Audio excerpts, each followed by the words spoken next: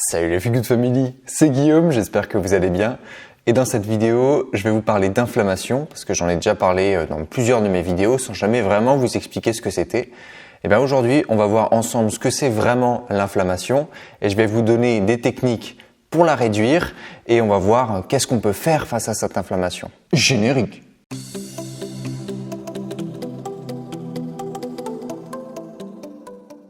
Alors de manière très succincte, l'inflammation, qu'est-ce que c'est? C'est un ensemble de réactions à la fois cellulaires et hormonales qui vont avoir pour objectif de protéger votre organisme des agressions en général. Donc par l'état inflammatoire, par l'inflammation, le corps cherche à rétablir son équilibre. Donc rien que par cette petite définition, cette petite explication, qu'est-ce que vous comprenez? Eh bien que l'inflammation n'est pas mauvaise. L'inflammation, c'est pas un processus qui est négatif. Au contraire, l'inflammation, s'il y a présence d'un état inflammatoire, c'est qu'il y a présence d'une réaction de votre organisme pour rétablir son équilibre. Mais ça veut aussi dire qu'il y a présence d'une agression. Donc l'inflammation est à la fois un processus qui va vous protéger, mais un processus qui va aussi vous alerter et vous dire attention, il y a quelque chose qui fonctionne pas bien. Ou il y a quelque chose qui est attaqué, ou il y a quelque chose qui est déséquilibré. Mais le problème, c'est quand l'inflammation elle devient chronique, c'est-à-dire qu'elle se répète, qu'elle dure. Quand l'inflammation elle devient chronique, là c'est problématique parce que l'inflammation chronique est à l'origine de certaines maladies qui sont de plus en plus présentes à cause de notre mode de vie moderne. Ce sont par exemple, pour ne citer qu'elles, les maladies cardiovasculaires ou les cancers. Donc si l'inflammation est positive dans un premier temps, pour répondre à une problématique, plus elle dure, plus elle persiste, plus le corps en fait est en état d'épuisement, de combat permanent, plus vous allez déclencher des pathologies type cardiovasculaire ou cancer. Et en réalité, il y a beaucoup plus de maladies que les deux que je viens de vous citer qui suivent un état d'inflammation chronique. Mais en fait, comment on peut développer un état d'inflammation chronique? Sachez qu'à cause de notre mode de vie moderne qui implique alcool, alimentation industrielle, tabac, mauvais sommeil, manque de lumière, manque de connexion avec la nature et j'en passe, eh bien de plus en plus de personnes sont concernées par ces problèmes d'inflammation chronique. Alors la réponse à la question comment éviter l'inflammation chronique, elle coule de source. Forcément, pour éviter l'inflammation chronique, il faut éviter les déséquilibres du mode de vie, comme ceux que je viens de vous citer, pollution, déséquilibre oméga 3, oméga 6, manque de sommeil, manque d'exposition au soleil, manque de connexion à la nature, bouffe industrielle, tout ça faut éviter. Faut réduire au maximum ces causes d'inflammation parce que ce sont des causes qui viennent attaquer votre organisme, déséquilibrer votre organisme et ce à quoi votre organisme est obligé de répondre par une réponse immunitaire, hormonale, comme vous voulez, une réponse de défense qui va occasionner une inflammation. Donc tout simplement, si vous réduisez les agressions, vous réduisez automatiquement l'inflammation. Et à l'inverse, si jamais l'inflammation est trop présente en permanence, vous avez un mode de vie qui déséquilibre tout ça, forcément vous avez créé un état inflammatoire chronique puisqu'à chaque fois que vous ajoutez une agression au quotidien donc, vous êtes inflammé. Donc qu'est-ce que ça veut dire en substance? Ça veut dire que vous avez le pouvoir au quotidien, dans vos mains, dans vos actions, de ne pas être touché par la maladie type cardiovasculaire, type cancer ou autre maladie d'ailleurs, en prévenant. En ayant un mode de vie sain, en ayant une santé préventive et non pas curative. Mince, je suis malade, je vais chez le médecin. Non, je me prémunis de la maladie pour ne pas aller chez le médecin. Ça, c'est la bonne façon de penser. Donc très simplement, qu'est-ce que je fais? Je dors suffisamment à des horaires qui respectent mon rythme biologique, mon rythme circadien.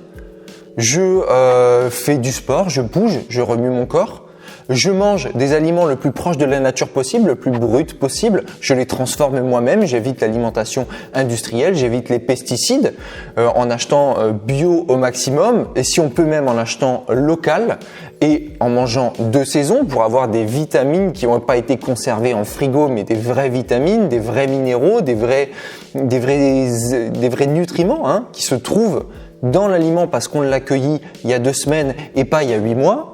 Vous équilibrez aussi vos apports oméga 3, oméga 6 en consommant des oméga 3 au quotidien parce qu'aujourd'hui notre alimentation est extrêmement riche en oméga 6 et on veut contrebalancer avec les oméga 3 qui sont anti-inflammatoires.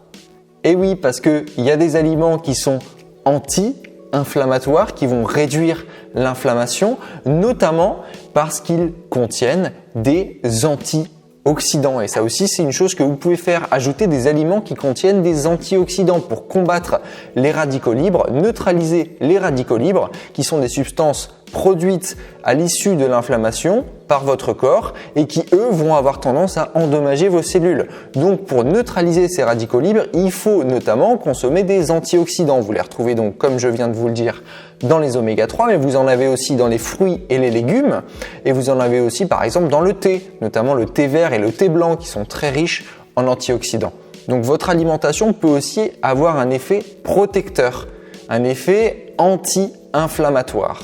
Et ça, c'est un super levier pour combattre l'inflammation et pour éviter les états inflammatoires chroniques. Et enfin, vous pouvez aussi apprendre à vous relâcher, à vous détendre, à prendre du recul sur les choses pour être moins impacté par des états de stress parce que le stress est lui aussi cause d'inflammation. Plus vous êtes stressé, plus vous allez avoir un corps enflammé. Et donc pour réduire ça, on s'éloigne du stress, on se détend, on fait de la méditation, de la relaxation, on apprend à relativiser et à prendre les éléments moins à cœur. C'est un travail quotidien, ça aussi, c'est pas facile, mais ça va vous aider aussi à réduire les processus inflammatoires. Donc vous l'aurez compris, l'inflammation c'est une réaction de votre organisme qui est essentielle pour vous maintenir en bonne santé. Si vous avez un état inflammatoire, ça veut dire que votre système immunitaire fonctionne correctement. Vous avez une réponse immunitaire à une agression extérieure. Cependant, si jamais vous êtes en permanence en lutte, c'est comme sur un champ de bataille, il y a plein de déchets, vous perdez des hommes, entre guillemets, donc des défenses immunitaires. Et ça, forcément, ça ne peut que mener à un état de maladie. Donc l'idée, c'est vraiment de pointer du doigt, de regarder quels sont les éléments qui sont dans votre mode de vie inflammatoire, pro-inflammatoire et tacler directement à la cause ces différents éléments. Si vous manquez de sommeil et que vous sentez que vous êtes malade facilement, que vous chopez un rhume à chaque fois parce que vous êtes crevé, voilà, agissez directement au lieu de prendre des cachetons sur le sommeil en lui-même. Vous manquez de sommeil, dormez. Oui. Ah mais tu comprends, moi j'ai pas le temps de dormir, attends, je travaille et tout, j'ai une vie de famille. On s'organise les amis. Ouais. S'il faut se coucher à 21h, vous faites tout pour que vous puissiez vous coucher à 21h et vous lever le lendemain à 6h parce que vous avez un impératif. Faut organiser ses journées. Voilà. On n'est pas esclave de nos journées. On est maître de nos journées. Gardez-le bien en tête ça.